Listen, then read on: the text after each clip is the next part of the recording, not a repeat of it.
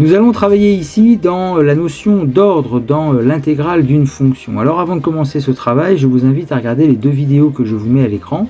Dans la première vidéo, nous avons défini l'intégrale d'une fonction dans le cas d'une fonction positive. Et dans la deuxième vidéo, nous avons défini l'intégrale d'une fonction dans le cas général et nous avons vu la méthode de calcul à l'aide d'une primitive. Alors ce qu'on appelle l'ordre dans l'intégrale d'une fonction, eh bien en fait concerne deux fonctions avec la propriété suivante. Donc, nous avons donc deux fonctions f et g et qui vérifient la condition suivante, à savoir que sur un intervalle AB, nous allons avoir f de x inférieur ou égal à g de x. Eh bien alors nécessairement l'intégrale de a à b de f de x dx sera inférieure ou égale à l'intégrale de a à b de g de x dx. Autrement dit, on a ce qu'on appelle une conservation de l'ordre entre les fonctions et leurs intégrales sur un intervalle AB. Alors, on peut illustrer ce principe dans le cas de fonctions positives, à savoir que si on prend deux fonctions f et g positives, vérifiant sur un intervalle AB que f de x est inférieur ou égal à g de x. Conséquence graphique, et c'est ce que je vous propose ici en illustration, la courbe de la fonction f sera donc en dessous de la courbe de la fonction g. Maintenant, l'intégrale de a à b de f de x dx, f étant supposée positive, cette intégrale correspond à l'aire du domaine compris entre la courbe de la fonction f et l'axe des abscisses entre a et b. L'intégrale de a à b de g de x dx correspondra à l'aire du domaine qui est sous la courbe de la fonction g, ou compris entre la courbe de la fonction g, l'axe des abscisses est entre a et b. Mais comme notre courbe de la fonction g est au-dessus de la courbe de la fonction f, nécessairement, l'aire qui est en dessous de la courbe de la fonction g est plus grande que l'aire qui est en dessous de la courbe de la fonction f. Autrement dit, l'intégrale de a à b de f de x dx est inférieure ou égale à l'intégrale de a à b de g de x dx.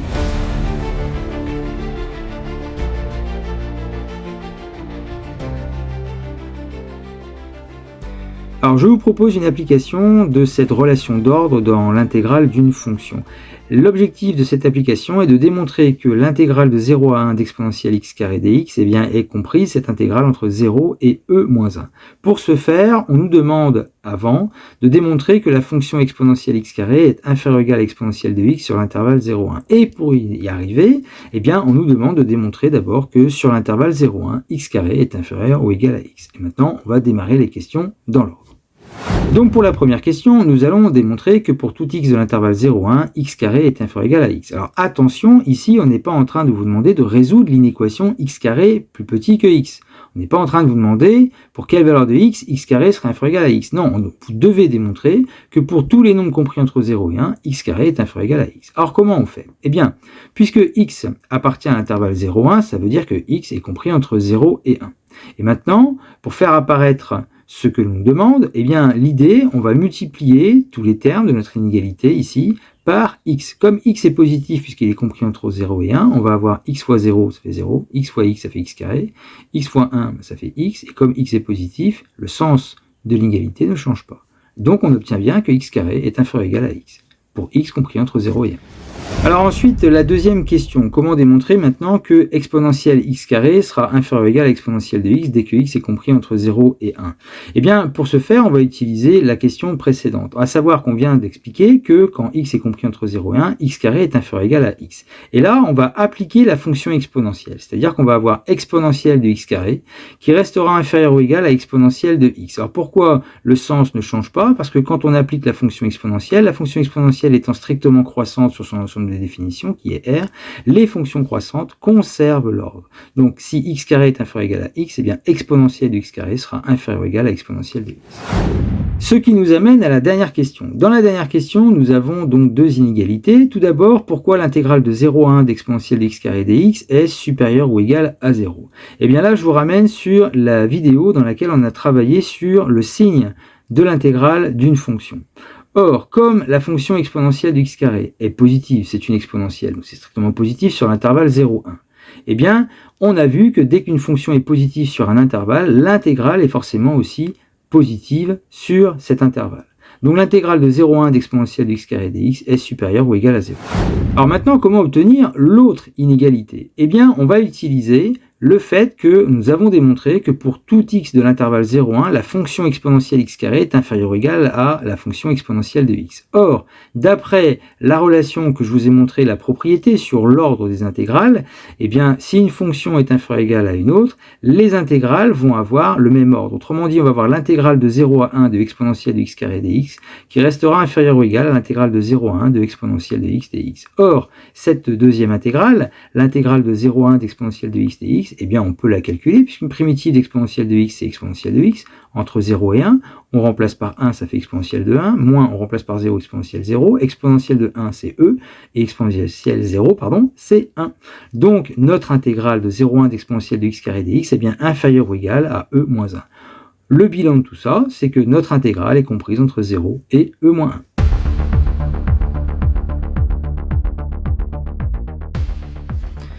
Alors, en exercice, je vous propose la situation suivante. On a une fonction f qui est continue sur l'intervalle 1, 3, et on demande de donner des encadrements de l'intégrale de 1 à 3 de f de x dx, sachant que dans deux cas, dans le premier cas, f de x est compris entre moins 2x et x carré, et dans le deuxième cas, f de x est compris entre 1 sur x carré et 1 sur x. Donc, dans le premier cas, nous avons la condition suivante, à savoir que pour x de l'intervalle 1, 3, eh bien, f de x est compris entre moins 2x et x carré. Et on doit trouver un encadrement de l'intégrale de 1 à 3 de f de x dx. Eh bien, comme je viens de l'expliquer, l'intégrale conserve l'ordre, c'est-à-dire que nous allons avoir, puisque cette relation est vraie sur l'intervalle 1, 3, ou considérée vraie, c'est la situation de l'exercice, eh bien nous aurons l'intégrale de 1 à 3 de moins 2x dx qui sera inférieure ou égale à l'intégrale de 1 à 3 de f de x dx qui sera inférieure ou égale à l'intégrale de 1 à 3 de x carré dx.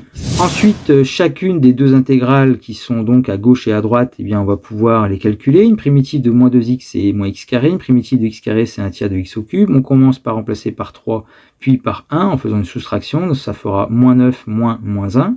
À droite, ça fera 1 tiers fois 3 au cube moins 1 tiers.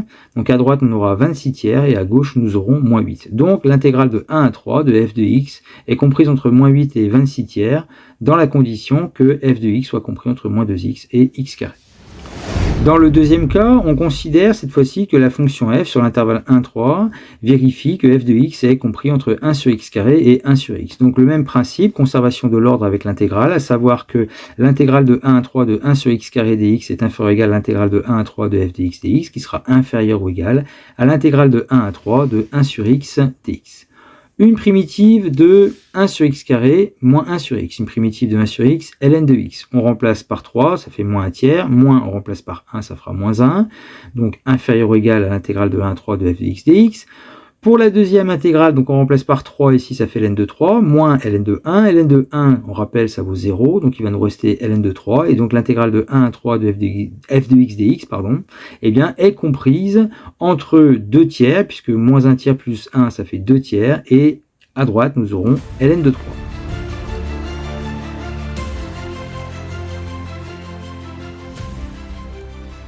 Alors je vous propose maintenant l'exercice suivant. Dans un premier temps, il faudra donner un encadrement d'ln de x sur l'intervalle 1, 2, donc quand x est compris entre 1 et 2, et ensuite en déduire que l'intégrale de 1 à 2 de x carré ln de x dx, eh bien cette intégrale est comprise entre 0 et 7 tiers de ln de 2. Donc vous pouvez essayer de le faire, vous faites pause sur la vidéo et puis vous avez la correction juste après. Donc pour la première question, on nous demande de déterminer un encadrement d'ln de x quand x est compris entre 1 et 2. Donc l'information que nous avons, x appartient à l'intervalle 1, 2, ça veut dire que x est compris entre 1 et 2. Et bien ici, dans cette inégalité, où il y a deux inégalités, eh bien on va appliquer la fonction ln. La fonction ln de x. Donc on aura ln de 1, ln de x, ln de 2. Maintenant, pourquoi ça ne change pas de sens? Pourquoi on conserve le sens? Parce que la fonction ln de x est croissante sur son intervalle de définition qui est 0 plus l'infini. Donc ça veut dire que ln de x est compris entre ln de 1 ça vaut 0 et ln de 2, eh bien c'est ln de 2. Alors dans la question suivante, nous devons trouver un encadrement de l'intégrale de 1 à 2 de x carré ln de x dx. Pour ce faire, on va utiliser l'encadrement précédent, à savoir que sur l'intervalle 1, 2, nous savons que ln de x est compris entre 0 et ln de 2. En multipliant par x carré, qui est positif, le sens de l'inégalité ne va pas changer, et on va faire apparaître x carré ln de x au centre, x carré fois 0 ça fait 0, et x carré fois ln de 2 ça fait x carré ln de 2. Alors on remarque ici que la fonction x carré ln de x est donc supérieure ou égale à 0 sur l'intervalle 1, 2, c'est-à-dire positive. ça veut dire que du coup, son intégrale est forcément positive. Là, je vous ramène donc sur la vidéo dans laquelle on a travaillé sur le signe de l'intégrale. Maintenant, l'inégalité que nous avons à droite, x carré ln de x inférieur ou égal à x carré ln de 2, eh bien, on va conserver l'ordre avec l'intégrale, à savoir que l'intégrale de 1 à 2 de x carré ln de x dx sera inférieure ou égale à l'intégrale de 1 à 2 de x carré ln de 2 dx.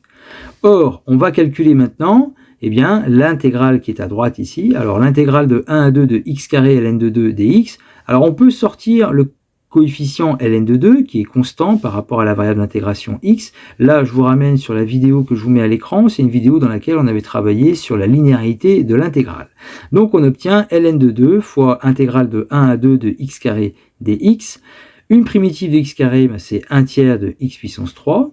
On remplace par 2, donc ça fera 8 tiers, moins on remplace par 1, ça fera 1 tiers, et 8 tiers moins 1 tiers, ça fait 7 tiers de ln de 2. Donc au final, on a bien l'intégrale de 1 à 2 de x carré ln de x dx qui est comprise entre 0 et 7 tiers de ln de 2.